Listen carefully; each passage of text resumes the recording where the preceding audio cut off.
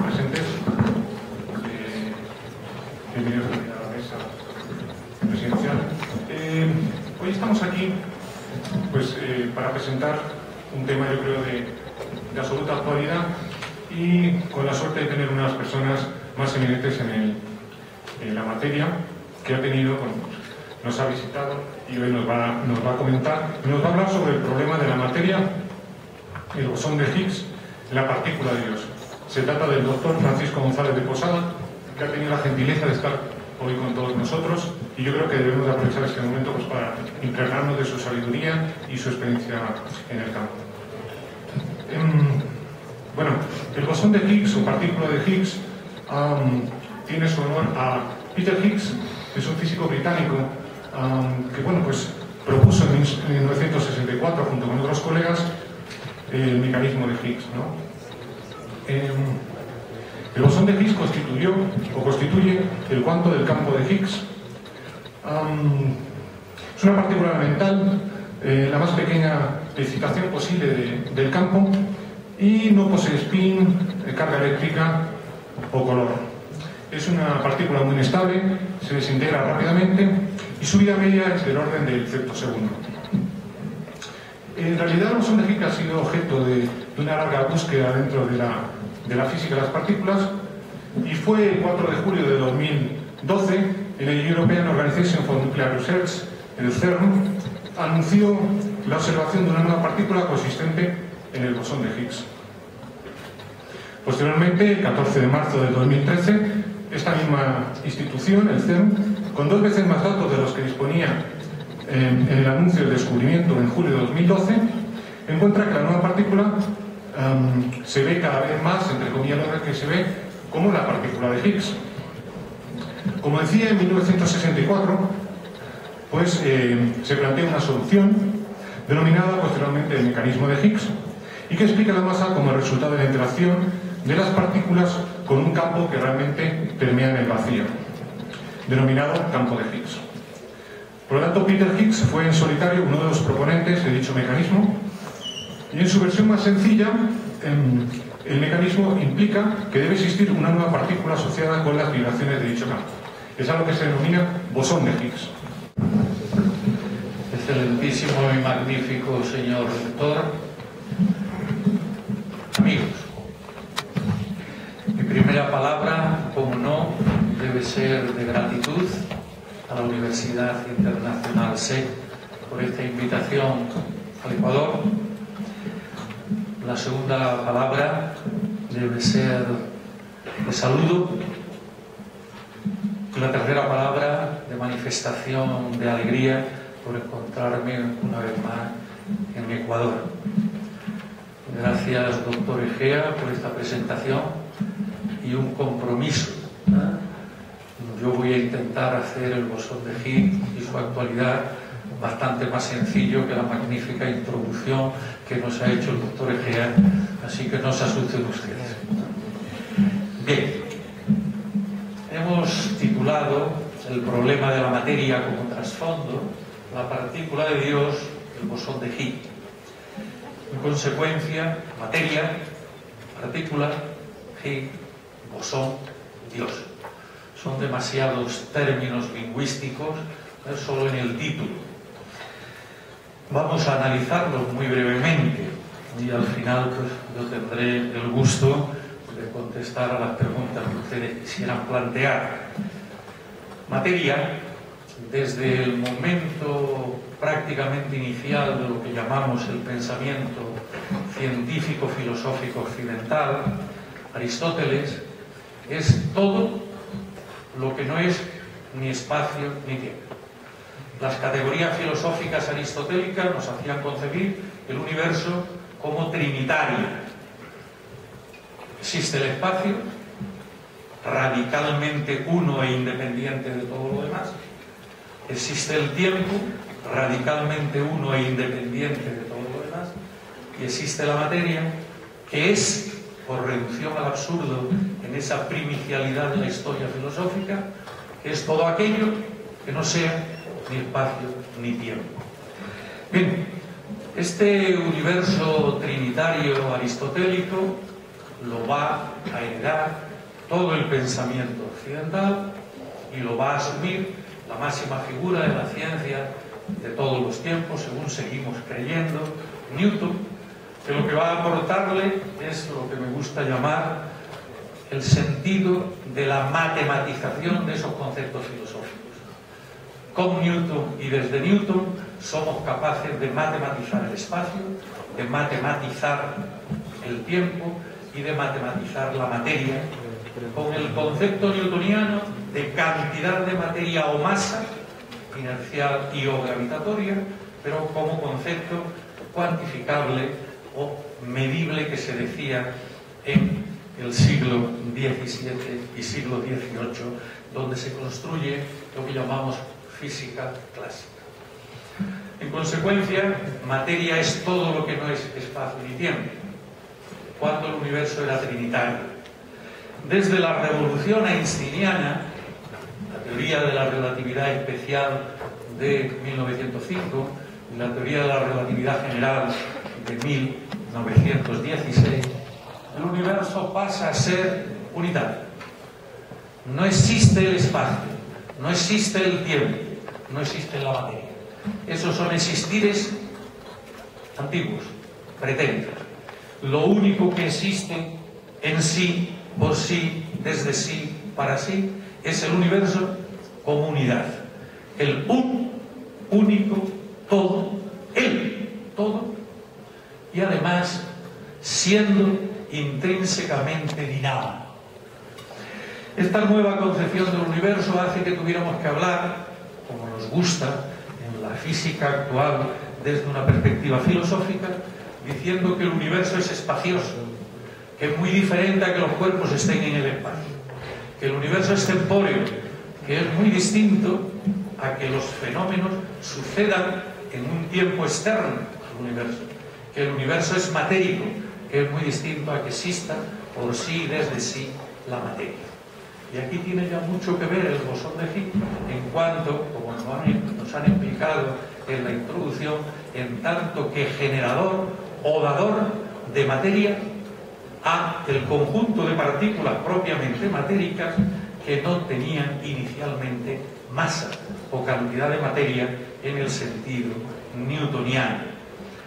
Y el concepto de energía, desde la perspectiva primitiva de que materia es todo aquello que no es ni espacio ni tiempo, pues hoy el conjunto de conceptos clásicos, materia, energía, como conceptos fundamentales, pues tras las reflexiones filosóficas, que no físicas ni matemáticas, del Einstein joven, sobre la electrodinámica de los cuerpos en movimiento, de la relatividad especial que llamamos, esa fórmula matemática que es la única que las editoriales nos permiten a los científicos que pongamos sin que la venta de libros se reduzca progresivamente a la mitad, E igual a mc2, la fórmula que a mí me gusta llamar bidireccional, que ya en la mente de Einstein estaba que determinadas cantidades cualificadas de materia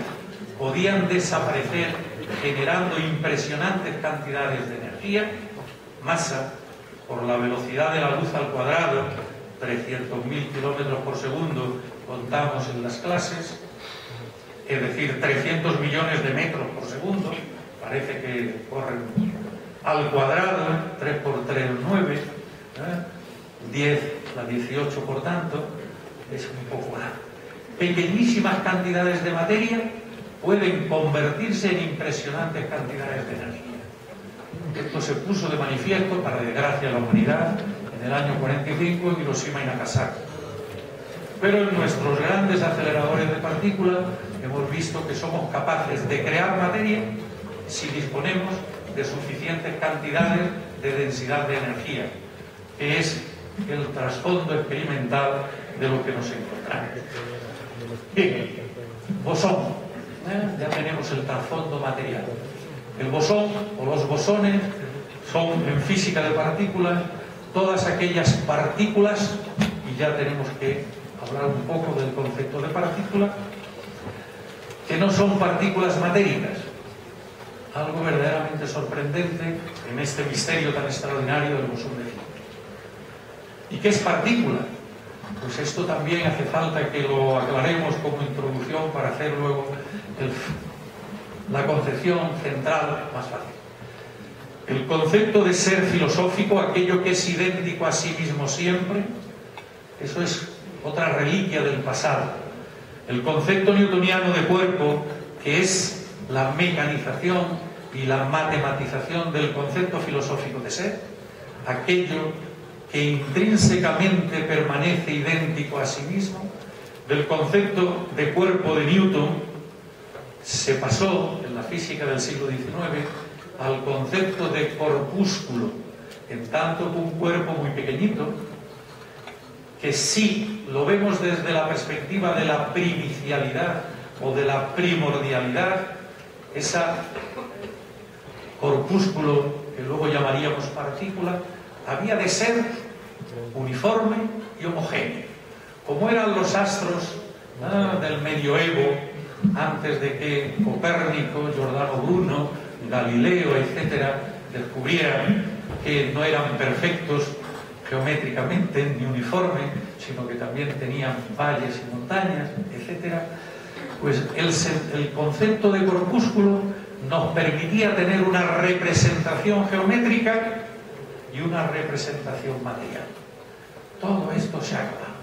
En la física del siglo XX, las representaciones que podemos tener de las partículas es solo como caracterizaciones intelectuales teóricas. No nos valen ni las representaciones geométricas ni las representaciones, si queremos decirlo así, propiamente visuales. El concepto actual de partícula es una entelequia intelectual teórica con la que caracterizamos a la naturaleza, a la realidad, que no nos deja hoy representarla ni geométricamente, órganos visuales, ni por tanto como representación de lo que la realidad sea, sino mediante modelos conceptuales caracterizadores de aquello que nosotros creemos que es la naturaleza. El concepto de la realidad en física y en filosofía es el concepto más radical que tenemos hoy y sobre el que estamos trabajando de una manera u otra. Bien, nos queda entonces reflexionar, antes de centralizar esta cuestión, sobre Dios, la partícula de Dios. Ya hemos avanzado este bosón de Higgs, presupuestamente como concepto del propio de Higgs, significaba que en cualquier lugar y en cualquier instante, trasfondo espacio-temporal, en la nueva concepción del universo, cualquier partícula que tuviera la condición de ser una partícula material a posteriori, después de entrar en interacción con el bosón de Higgs, adquiriría la cantidad de materia, en el sentido tradicional, que le corresponde como electrón, como protón, como pión, como kaguón, como muón, como partícula matérica que fuera. Por lo que es lo mismo, el bosón de Higgs, presupuestamente al menos, era un algo, ahora veremos qué y cómo, un algo que estaría necesariamente en todas partes siempre. Y esto era una de las prerrogativas o de los atributos del concepto de Dios. Pero entonces, esta partícula, que estaría presupuestamente en todas partes y siempre, pues como metáfora en el ámbito de la física, pues se llamó la partícula de Dios. Pero había un problema, y este problema pues se expresaba mediante una condición de chiste. El bosón de Higgs, como Dios, tienen un problema, y es que conocemos de ellos, de Dios o del bosón de Higgs, todas sus notas caracterizadoras, pero lo que no sabemos es acerca de si existen o no, su existencia. Como chiste se fue por ahí difundiendo. De Dios sabemos nada menos, el Dios de los filósofos, y en el esquema primicial también del Dios personal de las grandes religiones, sabemos que es creador, que es omnipotente, que es omnisciente, y a los efectos de esas radicalidades del universo tradicional trinitario de espacio, tiempo y materia, sabemos que Dios está en todas partes, está siempre, pero la naturaleza material es otra, no es materia, sino que sería espiritual. El bosón de Higgs será también algo espiritual y no será propiamente algo material. Bueno, pues no es espiritual, pero material tampoco. Es lo que llamamos una partícula de cambio, una partícula de intercambio, una partícula de fuerza, pero no propiamente una partícula material. Y el chiste se nos ha acabado. Como el doctor Egea nos ha comentado en su magnífica introducción sobre el bosón de Higgs, pues el año pasado entendimos que era posible que existiera el bosón de Higgs. Hoy no tenemos ninguna duda. Lo expresamos con modestia, pero entendemos que se ha confirmado la existencia. Así que sigue siendo, sin poder demostrar la existencia de Dios, pero sí se ha demostrado ya, presupuestamente al menos, la existencia del bosón de Higgs. Bien, pues con estos preámbulos podemos, dado que el acontecimiento se ha considerado, en su caso, nunca los físicos habían sido tan ilusos, tan valientes, o como los queramos llamar, para organizar una rueda de prensa mundial porque iban a hacer manifestación pública de un hito de la historia del conocimiento científico. Pero se atrevieron. Y desde ese momento, pues bueno, pues están haciendo más o menos comparaciones de Peter Higgs y de Einstein, pues al modo de un hipotético nuevo Einstein. Ha sido la noticia del siglo XXI, de la primera década, lo más importante presupuestamente del año 2012, en todo tipo de encuestas que se han hecho desde una perspectiva científica, y no solo científica, sino en todo el marco intelectual. Y se le ha dado muy recientemente pues el premio Príncipe de Asturias a este relevante acontecimiento. Y es más que alto probable que reciba Peter Higgs el premio Nobel pues dentro de pocos días. Si eso es así, pues este acontecimiento que hoy nos reúne aquí pues tendría una mayor difusión indiscutible, ¿no? Bien, esto significó un auténtico hito mundial, ¿no? Muy superior a aquel acontecimiento cuando el satélite Cobbe, o con el satélite Cobbe, Josh Mood afirmó: he descubierto el instante creacional, ¿no? Cuando la radiación de fondo cósmico pues nos iluminaba acerca de los primeros instantes del universo. Pues algo similar. No ha tenido tanto éxito como aquello que ocupó también las primeras páginas de Ola, Stelva y no sé cuáles son las revistas más o menos de estos géneros que hay aquí, como acontecimiento impresionante. O cuando obtuvimos como hipótesis más probable de que la Luna pues, fue una parte de la Tierra. La Luna o la Tierra sufrió un parto con enorme dolor, ¿eh? Cuando la Luna, esos aconteceres científicos que suceden muy de vez en vez y salen de los terrenos propiamente científicos e intelectuales. Bien, el bosón de Higgs pues, ha tenido pues, esta categoría de difusión internacional que sin duda alguna pues, ha supuesto el que ustedes tengan este interés hoy. Bien, podríamos estar hablando de muchas cosas, ¿no? De muchas cosas.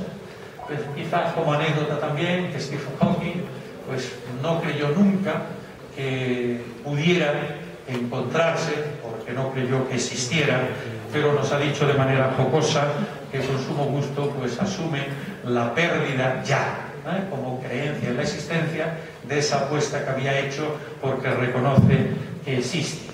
Bien, lo importante es que en el año 64, ante esa pregunta capital de por qué tienen masa las partículas que tienen masa, pues a Higgs con sus colaboradores pues se le ocurrió establecer esto que llamamos mecanismo de Higgs y que es lo que vamos a intentar explicar. Bueno, el mecanismo de Higgs se expuso como una propuesta teórica, y solo como una propuesta teórica, es decir, como algo posible, y no tanto como idea de un existir nuevo, una partícula, en los dobles sentidos de corpúsculo y partícula a la que me he referido, sino como un mecanismo, es decir, como algo propio de la dinamicidad intrínseca del cosmos, esa característica que desde las revoluciones de la física del siglo XX pues son indudables.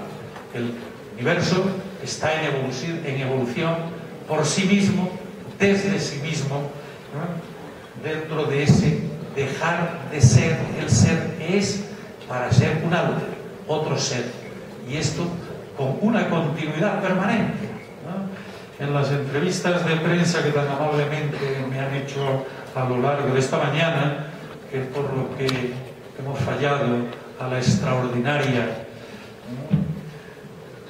disposición de cumplimiento horario de este acontecimiento, pues ahí pues hemos estado exponiendo distintos aspectos de esta dinamicidad intrínseca del cosmos. Todo lo que existe está en permanente evolución, como ha descubierto toda la física del siglo XX y también, y quizás sobre todo, toda la biología del siglo XX. La dinamicidad intrínseca de lo real y la dinamicidad extrínseca de todo lo real, en tanto que es intrínseco a un universo dinámico. Bien, pues uno de estos mecanismos es lo que proponía aquí para que nuestro modelo estándar de partículas matéricas elementales y las partículas que a mí me gusta poner como sustantivo para evitar la tan fácil confusión, interacciones, partículas de canje o partículas de intercambio, interacciones entre las partículas matéricas, pues para esa propuesta, que es lo que se ha estado estudiando en el Fermilab por una parte y en el CERN por otra, con algo que progresivamente se ha ido investigando y que esta, vamos a seguir llamándola de momento partícula, y que esta partícula de Higgs en estas experiencias pues podría tener una masa de unas 130 veces la del protón, y que en el colisionador, el gran colisionador de hadrones del CERN, pues esa cantidad de materia podría ser 134 veces la masa del protón. Para no especialistas, y tal como se ha planteado pues esta conferencia, pues no es para especialistas, puede sorprender el que una partícula que podemos considerar no partícula propiamente, pues tenga una masa nada menos que 134 veces la del protón. Bueno, esto es porque precisamente en esa línea que hemos dicho de que masa y energía son equivalentes tras la relatividad especial de Einstein, y a lo largo de estos ya más de 100 años, experiencia tras experiencia, pues se ha ido demostrando que es correcto, podemos expresar la energía en unidades de materia o la materia en unidades de energía. Pero por otra parte, dentro de esta naturaleza de dinamicidad intrínseca y de respectividad de todo lo real, la materia no es intrínseca, es materia propia. Esto no es fácil de responder porque está en la línea de lo que hemos hablado. Una cosa es materia en reposo de una partícula tradicional que tiene masa, y otra cosa es la equivalencia materia-energía en términos de materia. No tiene materia en sentido propio, respuesta clara. Tiene toda la capacidad para dotar de materia al resto de las partículas. La segunda parte de la pregunta es excepcional. ¿Y tiene capacidad de destruir? Pues no. Aquí no hay, como en las religiones primitivas, una dualidad de dioses, el bueno y el malo. Aquí no hay una duplicidad de características de hacerlo uno y hacer lo contrario. La partícula bosón de Higgs, el campo de Higgs, es capaz de generar la masa en todas esas partículas que llamemos materia, pero no tiene capacidad para anular. Si el electrón está de nuevo en el campo de Higgs, sigue siendo electrón con su masa. No le devuelve la masa al campo de Higgs. ¿Está claro? Bueno, segunda, la noción de interacción y partículas de la gravedad. Bueno, desde la perspectiva newtoniana, la gravedad es fuerza. En física, digamos, elemental primera y en toda la ingeniería que necesitamos para andar por el planeta Tierra, pues hace falta que sepamos muy bien el concepto newtoniano de fuerza, lo que es la composición de fuerza, lo que es el momento de una fuerza, lo que es la deformación de un cuerpo como consecuencia de fuerza, etcétera, etcétera. Pero nadie ha visto una flechita y nadie la ve nunca jamás. Eso es una representación intelectual que sabemos geometrizar mediante el concepto newtoniano de fuerza, que tiene tres connotaciones: cuantía, magnitud o módulo, dirección y sentido. Pero eso es esto. ¿Flecha dónde está? Pues la flecha no está por ningún sitio. Pero claro, ese es el concepto newtoniano de fuerza. La visión einsteiniana es otra, que no tiene nada que ver con esto. La visión newtoniana es que la gravedad es la deformación, las oscilaciones del espacio-tiempo alrededor de los cuerpos. Con lo que es lo mismo, se trata en realidad de una onda. Una onda, la onda gravitatoria, la onda gravitacional, que es lo que permitiría el tradicional problema filosófico-científico de la transmisión a distancia, lo que no entendió nunca la filosofía medieval ni la física del Renacimiento. Pero no es eso tampoco, sino que desde la física cuántica entendemos que la señora naturaleza es muy sabia y pretende engañarnos. Señora naturaleza, la gravitación, una vez que ya sabemos que no es fuerza y que no son flechitas, ¿es onda o es partícula? Y si nos respondiera la señora naturaleza, nos diría: ese es mi problema. Si yo quiero me manifiesto como onda, pero si quiero me manifiesto como partícula. Entonces nosotros, seres racionales e inteligentes, decimos: pues ya te hemos captado, por lo menos de momento, con nuestros conceptos de onda y nuestros conceptos de partícula, vamos a ver cómo te comportas. Esta es la actitud de la física. Entonces, respuesta inmediata: sí, existen los gravitones, porque los gravitones no son más que la manifestación como partícula de las ondas gravitacionales o las ondas gravitatorias, que son la deformación del espacio. Detrás de la detección de gravitones de los grandes agujeros negros que hay en concreto en el centro de nuestra galaxia, dentro de muy poco oiremos, igual que hemos oído el año pasado el bosón de Higgs, ya se han detectado, no solo se han intuido, se han detectado los primeros gravitones. Pero lo que no tenemos todavía es detectores para esas pequeñas oscilaciones de las ondas gravitacionales o gravitones. Sí, ¿de acuerdo? Hablamos de gravitón. La tercera, con un carácter un poco más general. ¿Qué es el proceso de la interacción? Bueno, cada uno de estas partículas que hemos llamado bosones tiene proceso de interacción diferente. ¿Y qué es lo que interacciona? Lo que interacciona es el campo de Higgs con esas partículas que son matéricas, en ese caso. Pero ha vuelto a pronunciar la palabra gravitón y además ha añadido la palabra fotón. El fotón es la partícula de canje, la partícula de intercambio, el fotón como partícula de la onda electromagnética. La señora naturaleza y nuestra intelección humana nos hace que con estos dos conceptos, de onda electromagnética y de partícula, podamos explicar muy que bastante bien el comportamiento de la luz, como onda electromagnética, y el comportamiento de la luz cuando incide en el efecto fotoeléctrico, cuando incide sobre un metal y arranca electrones que van a ser los que van a producir la corriente eléctrica que nos resulta familiar. El gravitón, por tanto, sería la partícula, gravitón, la partícula de interacción de los cuerpos en las acciones gravitatorias o gravitacionales. El fotón es la partícula de interacción de todo el electromagnetismo y también de fuerzas nucleares, también.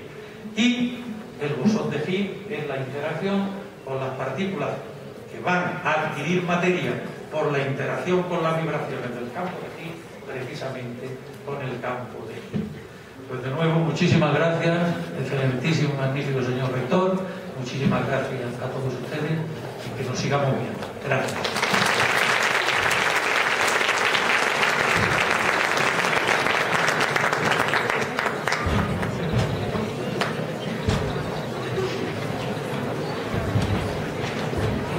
Si tenemos que hablar de, perdón un segundo, si tenemos que hablar del magnífico y excelentísimo, indudablemente es el doctor Francisco González de Posada.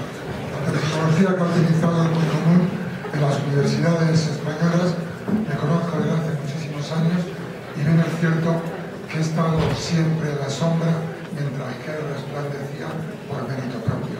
Pero hay algo que sí quiero transmitirles a ustedes, que ojalá haya generado en todos, sea cual fuere sus estudios, lo que significa, lo que debe ser más ahora que nunca, la reflexión. Y que naturalmente uno sale aquí como en puntillas, como si fuéramos balletistas, para que a la hora que debamos utilizar ciertos términos, estemos más o menos identificados con ellos.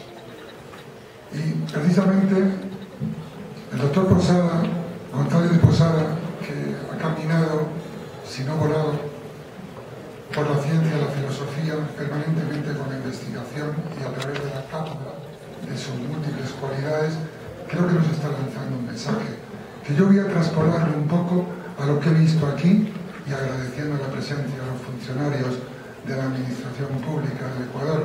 Aquí he visto que dice: los honestos somos más.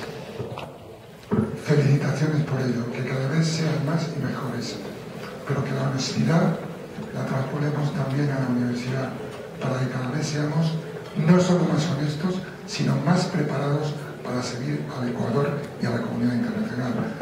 Distinguida comunidad universitaria, docentes, alumnos y naturalmente los invitados especiales. Realmente en la Universidad Internacional SEC lleva ya desde siempre, pero ahora más que nunca, empeñados no solamente en respetar la Constitución y por supuesto identificarnos con lo que nosotros sí entendemos, lo que es precisamente la autonomía universitaria. Nos preocupa cada día más que nuestros alumnos salgan verdaderamente preparados. Y uno de esos motivos es precisamente por lo que está aquí el doctor Francisco González de Posada. En muy pocas ocasiones, y lo digo arrogándome un derecho, llevo demasiados años en el país, en muy pocas ocasiones pasan personalidades como la del doctor González de Posada por el Ecuador. Por eso nos hemos atrevido que hoy y mañana en Quito y después en Guayaquil, pues podamos todos gozar, tratar de entenderle y sobre todo compatible con lo que pueda significar el bosón de Higgs y la partícula de Dios, que tengamos claros que solamente estudiando a fondo, exigiendo a los profesores, recibiendo a los alumnos y entendiendo lo que significa por toda esa serie de fervor en los últimos años que se está impregnando la cultura dentro de la propia universidad, que seamos capaces de salvarnos nosotros y de salvar a los que tenemos alrededor. Todo lo demás, perdón, es pura demagogia. Sea cual fuere el gobierno de turno o el partido que corresponda. Lo que tiene que haber es una auténtica política del Estado, que haya continuidad y que haya continuidad a través de las universidades. Las universidades, que son la máxima preocupación ahora del gobierno del Ecuador, serán lo que ustedes crean oportuno, se preparen, salgan y se preparen. Doctor González de Posada, nos ha dejado ensimismados y cuando salgan de aquí procuren reflexionar, procuren entender que cuando nos lleva este maná tenemos que aprovecharlo. Aprovechemos de la sabiduría del doctor González de Posada, de lo que nos ha transmitido de lo que va a seguir transmitiendo mañana y sobre todo cuando él aludía a las posibilidades remotas, pero posibilidades dentro de ese cosmos. En definitiva, se hablaba mucho de naturaleza y de universo. Nos ha dado parte del universo de conocimientos que él posee, aunque trata de autolimitarse permanentemente. Pero sin embargo, su entrega, su dedicación a la ciencia, a la cultura, a la investigación, es algo que no va a terminar, porque cuando él se marche de Ecuador, esperemos que de una u otra forma mantengamos esa vinculación. Y a ustedes un simple mensaje: tratemos cada día más de parecernos a los que nos exigen más, no a los mediocres. Muchísimas gracias a todos ustedes.